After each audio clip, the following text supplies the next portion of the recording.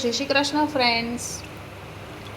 અત્યારે ઉનાળાની સિઝન શરૂ થઈ ગઈ છે અને મસાલા, અથાણા, વેફર, ઘઉં એની સિઝન પણ શરૂ થઈ ગઈ છે આખા વર્ષનું સ્ટોરેજ કરવા માટે। તો આજે આપણે મારી ચેનલમાં બટેટાની વેફર એ બનાવશું। બટેટાની વેફર મેં આ રીતે રાત્રે જ તે ખમણીને મૂકી દીધી હતી અને પાણીમાં સ્ટોર કરી દીધી હતી અને આ પાણીને 3 થી 4 વખત વોશ કરી અને જ્યાં સુધી ચોખ્ખું પાણી ન થાય ત્યાં સુધી વેફરને વોશ કરી લેવાની છે। અને પછી એક તપેલામાં પાણી લઈ અને ઉકળવા મૂકી દેવાનું છે અને એમાં 2 ચમચા, ઝાઝી ક્વોન્ટિટી છે તો 1.5 થી 2 ચમચા મીઠું લેવાનું છે। તમારે જે રીતે ક્વોન્ટિટી હોય એ પ્રમાણે લેવાનું છે। આ રીતે પાણી ગરમ થવા મૂકી દીધું છે અને એમાં ધીમે ધીમે આ વેફર એડ કરતા જવાની છે। જો પાણી જરા પણ ડોળું હશે આ રીતે તો તમારી વેફર એકદમ મસ્ત વ્હાઈટ નહીં બને। જો પાણી આ રીતે હશે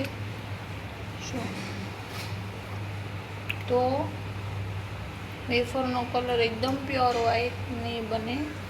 પાણી એકદમ ચોખ્ખું હોય ત્યારે જ વેફર ઉકળવા મૂકવાની છે। તો ઘરે જ આપણે માર્કેટમાં જે બાલાજીની અને લેયર્સની જે આ રીતની વેફર બને છે એ આપણે ઘરે બનાવશું। જોઈ શકો છો।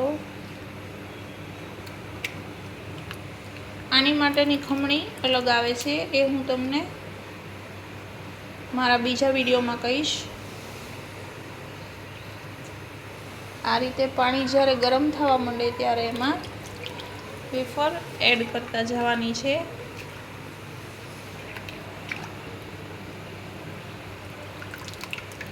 આ વેફર તમે ઘરે બહુ ઇઝીલી બનાવી શકો છો ખમણીની મદદથી। માર્કેટમાં આની વેફર માટેની અલગ જ ખમણી મળે છે અને આ લાગે છે પણ ટેસ્ટમાં ખૂબ સરસ।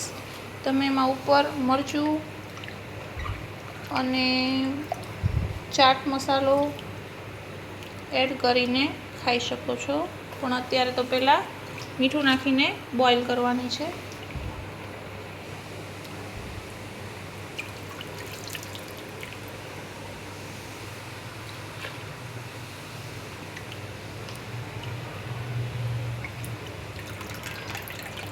એકદમ સરસ વેફર પડી છે, જોઈ શકો છો।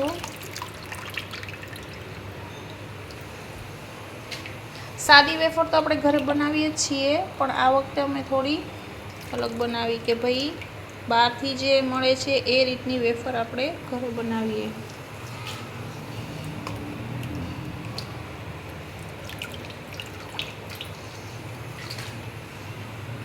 અને પાણીમાં બોઇલ થવા માટે મૂકી દેવાની છે અને 5 મિનિટથી વધીને 7 મિનિટ તમારે ચેક કરતા જવાનું છે કે એકદમ બોઇલ નથી કરવાની।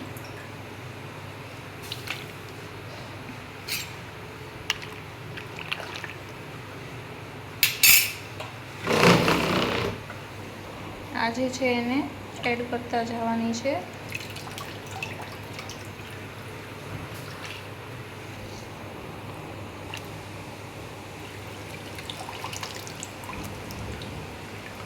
પાણીમાં જ રાખવાની છે નહીં તો કાળી પડી જશે।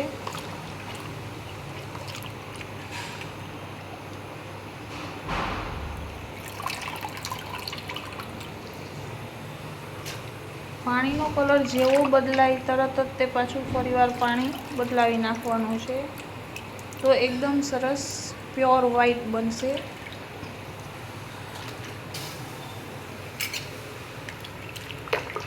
જોઈ શકો છો તમે।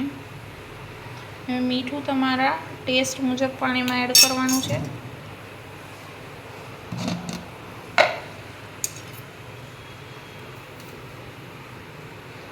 એક મોટો ચમચો 2 ચમચા, પણ 2 પૂરા નથી લીધા, 1.5 ચમચા જેટલું મીઠું લીધું છે.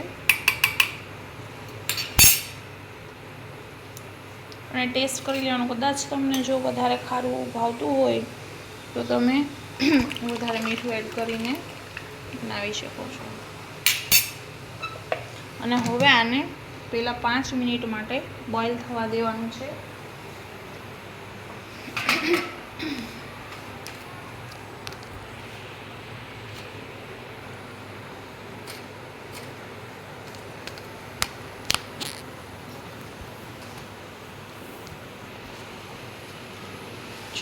આ જ્યાં સુધી એકદમ સરસ બોઇલ ન થઈ જાય, મતલબ કે એટલું પણ નહીં, પણ 5 મિનિટ માટે રહેવા દેવાનું છે. આ બોઇલ થાય ત્યાં સુધીમાં આપણે આ બચેલી વેફર છે એને પાણી બદલાવી લઈએ. જો પાણી એનું થોડું આ રીતે થઈ ગયું છે, ડોળું જોઈ શકો છો.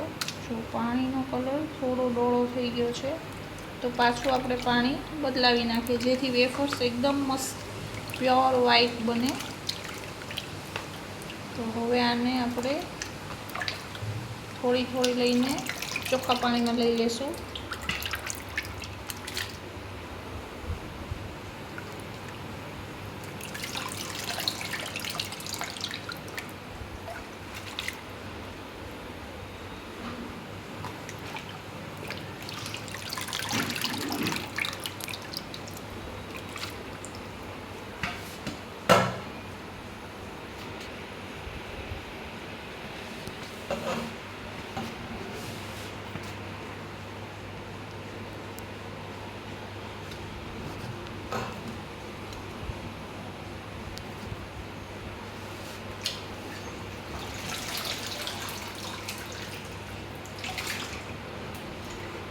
જેટલું ચોખ્ખું હશે એટલી જ વેફર એકદમ મસ્ત પ્યોર વ્હાઈટ બનશે.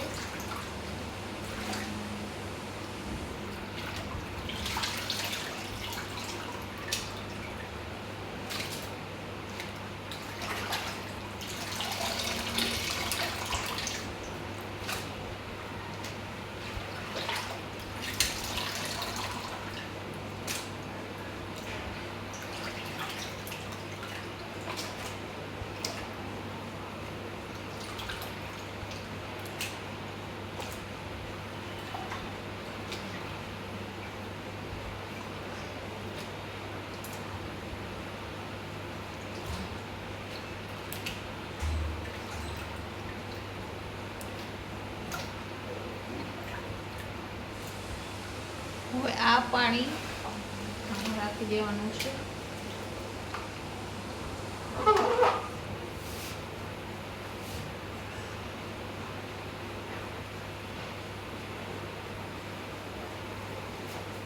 પાણી 2 વખત બટેટાની વેફરને વોશ કરી, પણ જો તો પણ કેટલું પાણી ડોળું નીકળતું જાય છે. જ્યાં સુધી આ રીતે ન થાય ત્યાં સુધી વેફરને પાણી બદલાવતા જવાનું છે આમાંથી. અને આ જે આપણે બોઇલ થવા મૂકી છે એને ચેક કરતા જવાની છે.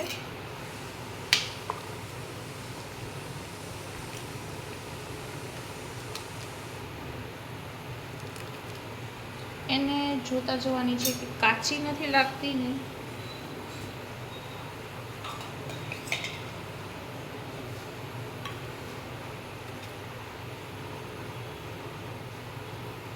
આ રીતે આજે આપણે વેફર લીધી, એને આ રીતે ચેક કરવાની છે કે ભાઈ કાચી નથી, બહુ ગરમ છે. બસ 1 થી 2 મિનિટ સુધી રહેવા દેવાની છે. થોડી કાચી લાગે છે, બહુ વધારે પડતી બોઇલ નથી કરવાની.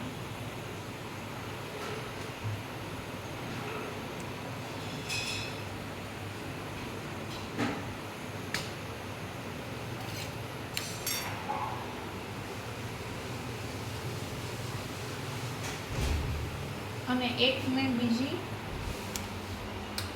આ રીતે બનાવી છે ખમણ, જોઈ શકો છો તમે.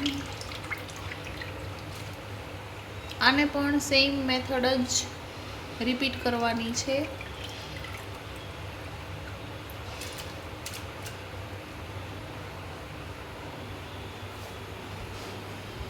તો બસ આ 2 મિનિટ પણ નથી, લગભગ 1 મિનિટ રહેવા દેવી પડશે.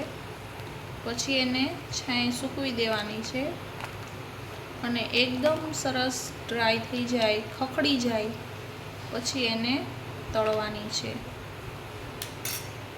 તો મારી આજે બટેટાની વેફર મેં બનાવી છે લેસ જેવી, જે માર્કેટમાં મળે છે, એ અત્યારે તો બોઇલ થઈ ગઈ છે. હવે એને સૂકવી અને જ્યારે તળીને બનાવીશ ત્યારે તમને ચોક્કસથી રેસીપીમાં બતાવીશ કે કેવી બની છે. જો